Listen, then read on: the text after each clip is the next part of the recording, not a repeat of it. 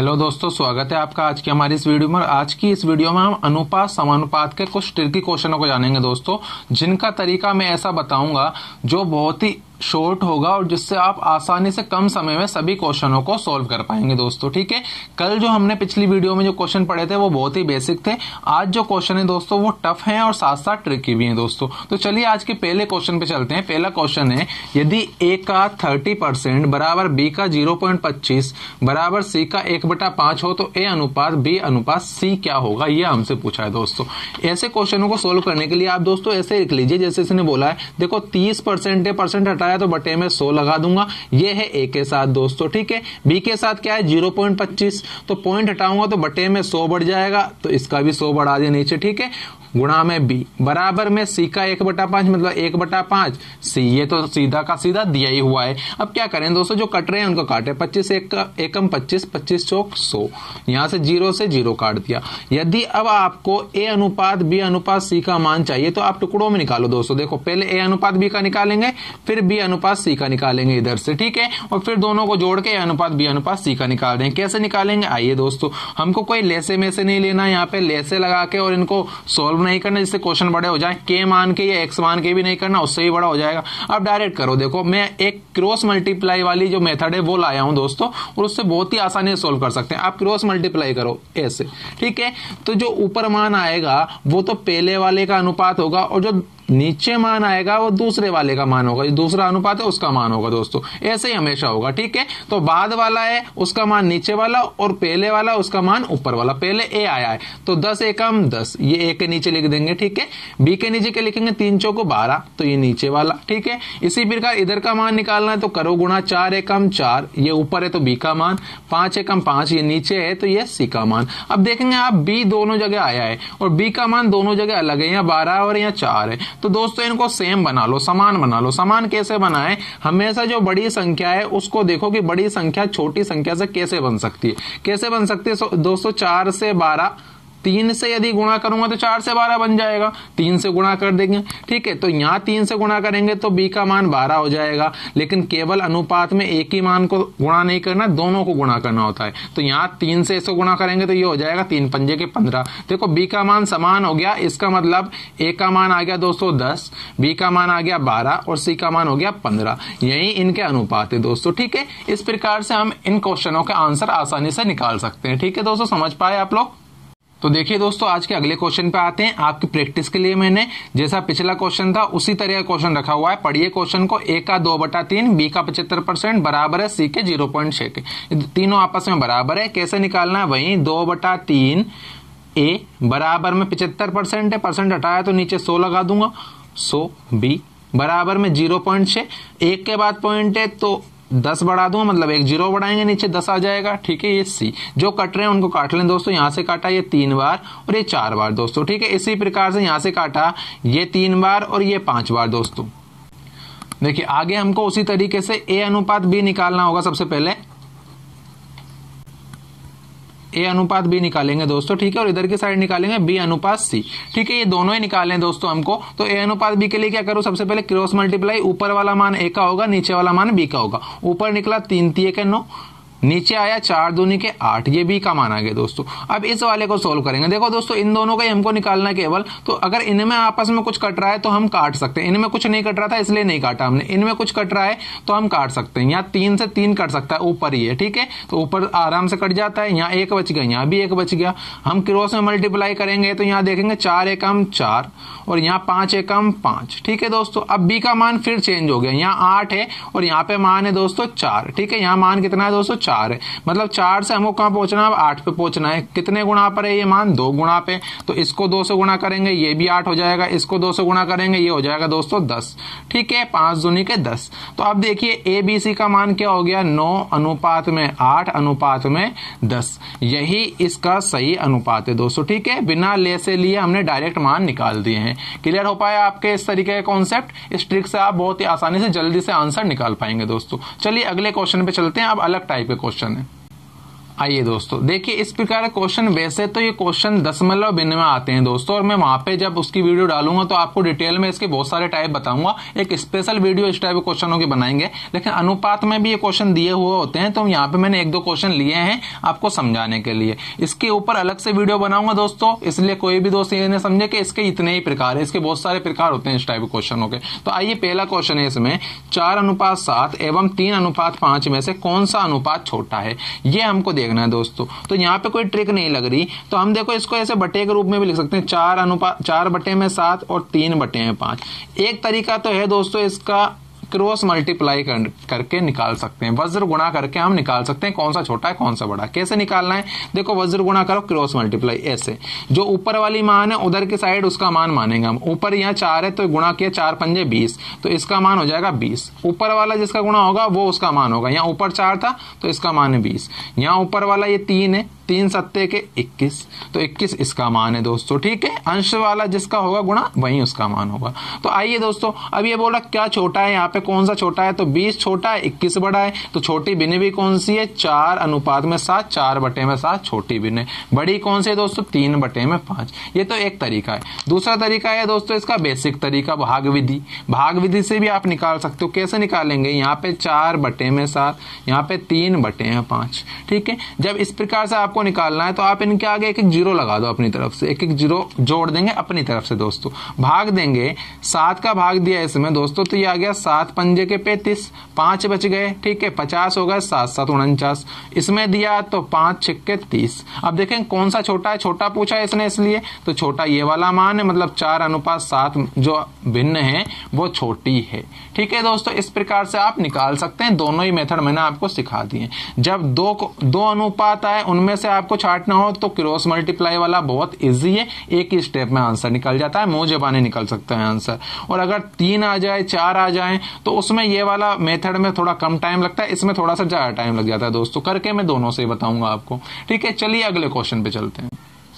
देखिए दोस्तों अगला क्वेश्चन है, इसमें 3 अनुपात दिए हैं, 2:3, 4:7 तथा 5:8। इनमें से देखना है आपको कौन सा बड़ा अनुपात है। तो मैंने आपको बताया था जो एक भाग विधि वाला मेथड, उससे करते हैं पहले दोस्तों, उससे छोटा हो जाएगा। यहाँ 2 के आगे 0 लगाई, बटे में 3, यहाँ 4 0 लगाई, बटे में 7, और यहाँ 5 0 लगाई, बटे में 8, ठीक है।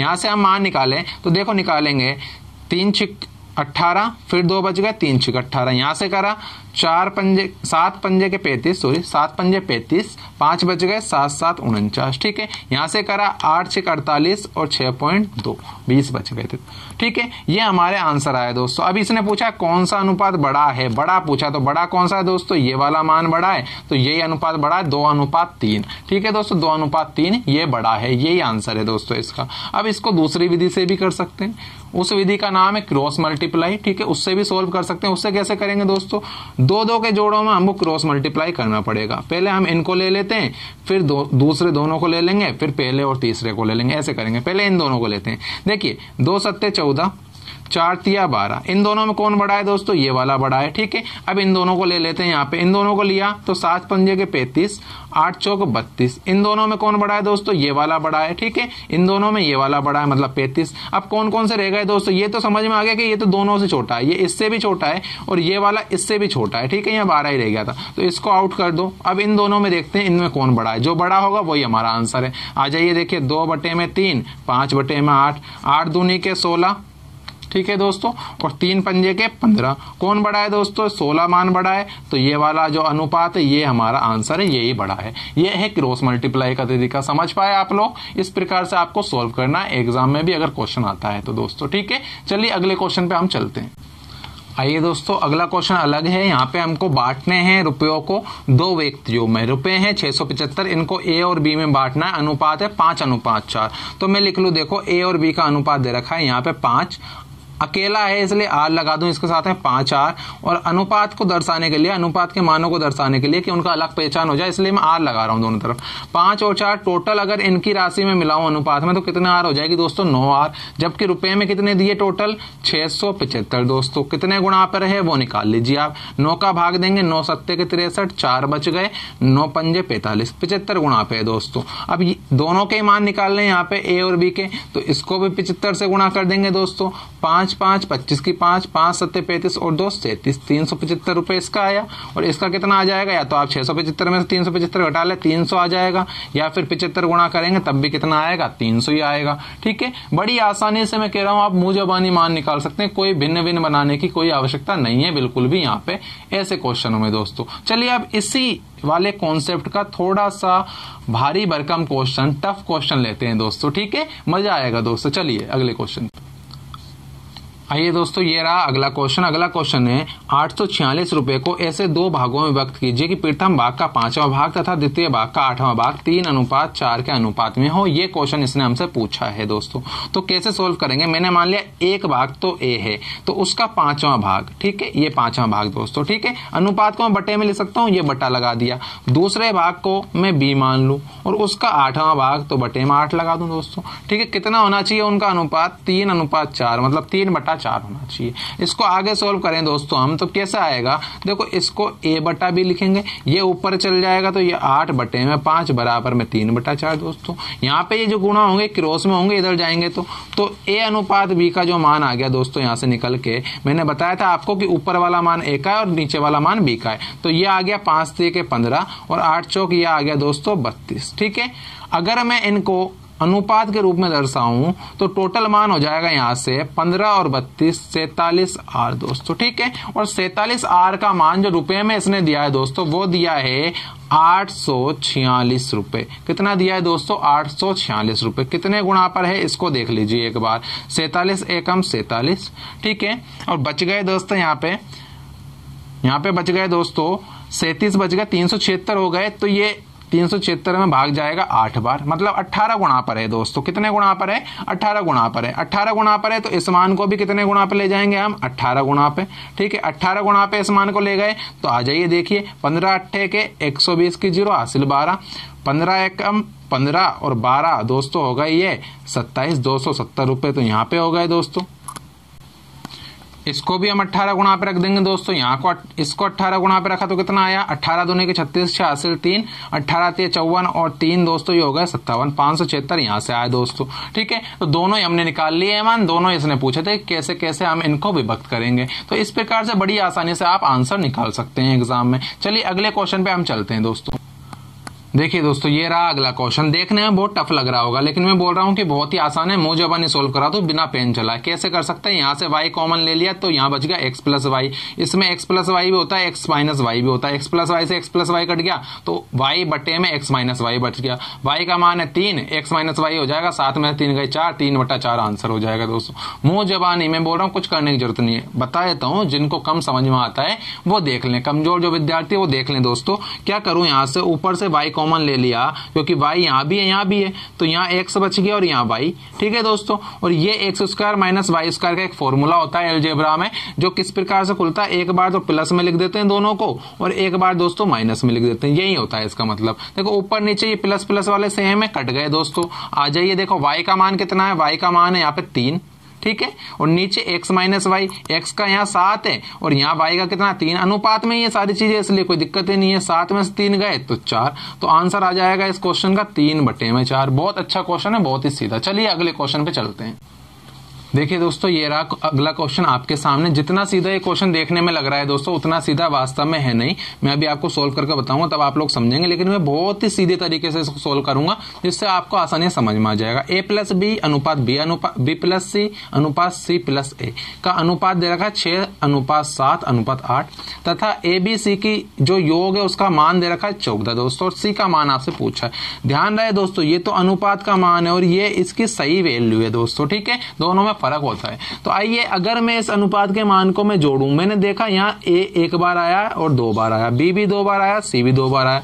तो इन सबको यदि मैं जोड़ूं तो मुझे 2 मान प्राप्त होंगे, 2 ही a के, 2 ही b के और 2 ही c के। 2 मैंने बाहर कॉमन ले लिया दोस्तों, इधर मैंने जोड़ करा तो इधर भी जोड़ करूंगा। 6 और 7 13, 13 और 8 21। ठीक है, और ये अनुपात के मान है इसलिए मैंने इनको अलग रखने के लिए r लगा दिया साथ में 21 r। ठीक है दोस्तों, a प्लस बी प्लस सी का मुझे मान यदि यहां से निकालना है तो क्या करूं, इधर पक्षांतरण कर दूं, ये हो जाएगा 21/2r। ये तो आया a प्लस बी प्लस सी का अनुपात में मान, और इसने a प्लस बी प्लस सी का जो मान है वो क्या दे रखा है, वास्तव में जो रियल मान है वो कितना है, 14। तो इसकी जगह 14 रख देता हूं दोस्तों। 14 किसके बराबर है, ये 21/2r के। ठीक है, यहां से मैंने सोल्व किया, 7 से घटा, 7 दूनी के 14, 7 के 21, तो 1 r का मान दोस्तों यहां से प्राप्त हो गया 2 दूनी के 4, 4/3। 1 r मैंने इधर लिख दिया दोस्तों, कोई दिक्कत नहीं है आपको। ठीक है, 2 दूनी 4/3, 1 r का मान आ गया दोस्तों। अब आगे क्या करना है हमको, देखो किसका मान निकालना है उसको देख लीजिए दोस्तों। मान किसका निकालना है हमको, c का। तो देखो इसमें चलेंगे, पहले c का मान निकालना है। a प्लस बी प्लस सी का मान कितना है, 21/2r, और a प्लस बी का मान कितना है, अनुपात में 6r। कितना है दोस्तों, 6r है दोस्तों। ये अनुपात का मान है इसलिए r। इसको घटाया यहां से तो हमको काय का मान मिलेगा, ये c का मान मिलेगा। किसका मान मिलेगा, c का। a प्लस बी हटा दिया a प्लस बी प्लस सी में से, तो ये हट जाएगा, तो कौन बच गया, केवल c बच गया, तो c का मान आ जाएगा दोस्तों। यहां से मैंने इसको सोल्व किया, 6 दूनी 12, 21 में से 12 गए तो 9r/2। ठीक है, 1 r का मान कितना है दोस्तों, अभी अभी निकाला, 4/3, तो r हटाएंगे तो 4/3 लगा देंगे। यहाँ कट करेंगे, 2 से काटा 2 बार, 3 से काटा 3 बार, तो c का मान निकल के आ जाएगा 3 दूनी के 6 दोस्तों। कितना आ गया मान, 6, और यही हमारा राइट आंसर है दोस्तों। ठीक है, आप लोग क्या गलती करते हैं वो भी देख लीजिए। देखो गलती क्या करते हैं, यहां हमने जोड़ तो लिया कि a प्लस बी प्लस सी का मान कितना दिया, 14, a प्लस बी का मान दिया है दोस्तों 6। आप लोग डायरेक्ट सी का अरे बहुत सीधा क्वेश्चन है, ऐसे क्वेश्चन कोई आते हैं कि आप लोग क्या करोगे, डायरेक्ट यहाँ 6 घटा दोगे 14 में से, और सी का आंसर क्या लगा दोगे, 8, जो कि बिल्कुल ही गलत है। 8 इसका आंसर नहीं है दोस्तों। ठीक है, इसलिए इसका सही आंसर निकालें और आंसर होगा 6 दोस्तों। समझ पाए आप लोग क्लियरली। आइए दोस्तों अगले क्वेश्चन पे चलते हैं। ये रहा दोस्तों अगला क्वेश्चन। ये मैंने अलग क्वेश्चन रखा है यहाँ पे, लैंग्वेज वाला क्वेश्चन है और बहुत ही अच्छा क्वेश्चन है, कई बार एग्जाम में पूछा गया है दोस्तों। क्वेश्चन को पढ़ते हैं। एक कारखाने में कर्मचारियों की संख्या 9:8 के अनुपात में कम की जाए एवं उनके दैनिक वेतन में 14:15 के अनुपात में वृद्धि की जाए तो उनके दैनिक वेतन में किस अनुपात में कमी या वृद्धि होगी, ये क्वेश्चन है दोस्तों। तो मैं मान लो, देखो कर्मचारी थे, उस जो कारखाना है उसमें पहले 9 थे तो अब कितने हो गए, 8। पहले 9 थे, 8 पे पहुंचे, कमी हो गई।